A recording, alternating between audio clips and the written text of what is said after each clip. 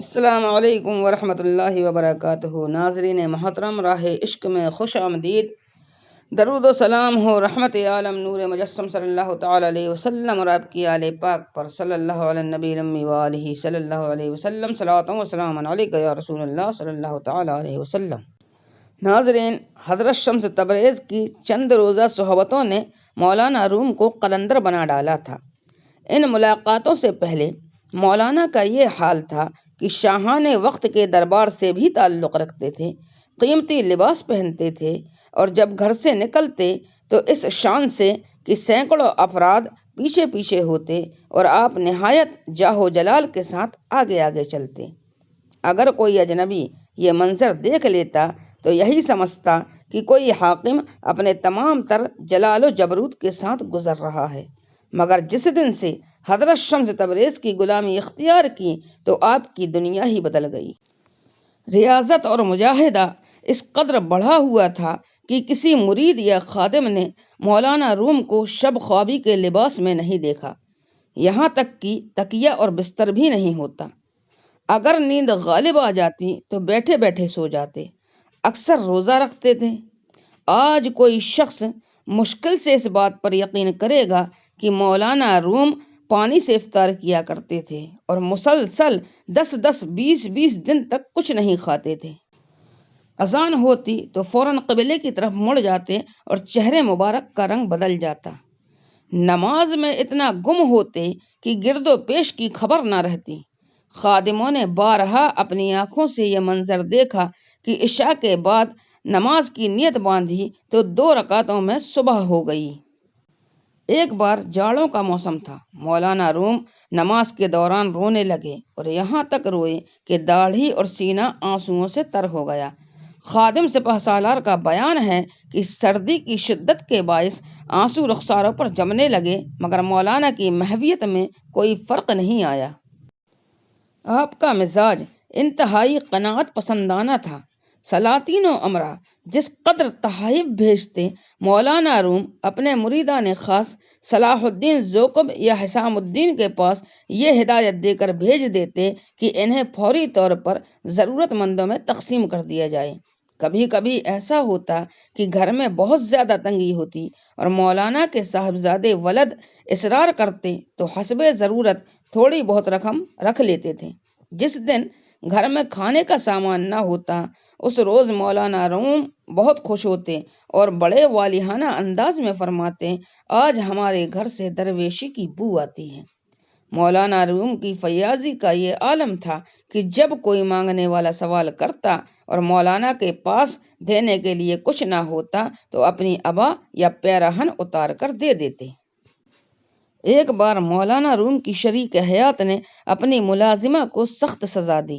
اتفاقاً مولانا بھی اس وقت تشریف لے آئے۔ بیوی کی یہ حرکت دیکھ کر بہت ناراض ہوئے اور غم زدہ لہجے میں فرمانے لگے، تم نے خدا کی نعمتوں کا شکر ادا نہیں کیا۔ یہ اسی کی ذات پاک ہے جو غلاموں کو آقا اور آقاؤں کو غلام بنا دیتی ہے۔ ایک لمحے کے لیے اس وقت کا تصور کرو جب تم کنیز ہوتی اور یہ عورت ملکہ کی حیثیت رکھتی، پھر تمہارا کیا حال ہوتا۔ مولانا کی یہ اثر انگیز گفتگو سن کر شریک حیات نے اس ملازمہ کو آزاد کر دیا اور پھر جب تک زندہ رہیں خادماؤں کو اپنے جیسا کھلاتی اور پہناتی، یہاں تک کہ ہر معاملے میں محبت سے پیش آتی۔ ناظرین، مولانا روم کا یہ سلوک انسانوں ہی کے لیے مخصوص نہیں تھا۔ آپ تو اس بارش کی طرح تھے جو سبزہ گل کے ساتھ پتھر کی چٹانوں پر بھی برستی ہے۔ ایک بار امیر شہر معین الدین پروانہ کے یہاں محفل سماع جاری تھی۔ کسی معزز خاتون نے شرکائے مجلس کی تواضع کے لیے مٹھائی کے 2 بڑے طباق بھیجے۔ بیشتر حاضرین کلام معرفت میں کھوئے ہوئے تھے۔ اتفاق سے ایک کتا محفل میں گھس آیا اور اس نے آتے ہی طباق میں منہ ڈال دیا۔ اہل محفل میں سے کسی کی نظر پڑی تو اس نے بلند آواز میں کتے کو ڈانٹ کر بھگانا چاہا۔ مولانا روم جو بہت دیر سے آنکھیں بند کیے سماع کی کیفیت میں گم تھے، چیخ سن کر چونک پڑے اور جب یہ منظر دیکھا تو اس شخص کو ہاتھ کے اشارے سے روک دیا جو کتے کو بھگانے کی کوشش کر رہا تھا۔ کتے نے گھبرا کر شیرنی کھانی شروع کر دی اور پھر کچھ مٹائی کے دانے منہ میں دبا کر محفل سے چلا گیا۔ کتے کے جانے کے بعد مولانا روم نے فرمایا، اس کی بھوک تم لوگوں کے مقابلے میں تیز تھی، اس لیے مٹھائی پر بھی اس کا حق زیادہ تھا۔